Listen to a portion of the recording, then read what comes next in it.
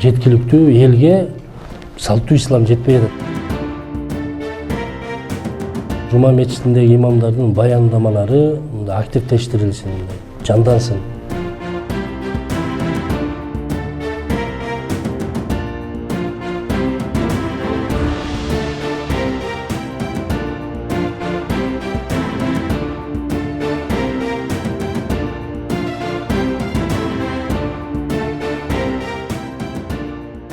Бир мечитке барсаңыз, ошол жердеги электр энергиясы чаржайыт, видеокамера коюлган эмес. Мисалы бизден талаптар кеткен да. Мисалы тазалыгы жакшы болбой жатат, чаржайт, ошонун баардыгын сиз тизмеге алып, контроль кылып, ошолордун баарын жөнгө салышыңыз керек.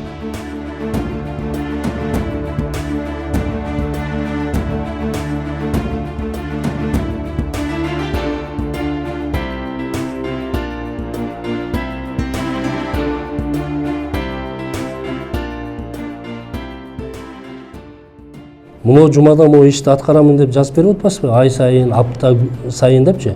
Ошонун баардыгы могу тизмектеп мага бериңиз. Жыйында ошол көрсөтүлгөн ишмерчен боюнча ар бир пунктуна токтолуп, бөлүм башчыдан сурашыбыз керек. Бөлүм башчы да ошону ишке аткарыш керек да. Баарыбыз биргеликте, күч бирдикте ишибизди алдыга жылдырсак баары жакшы болот.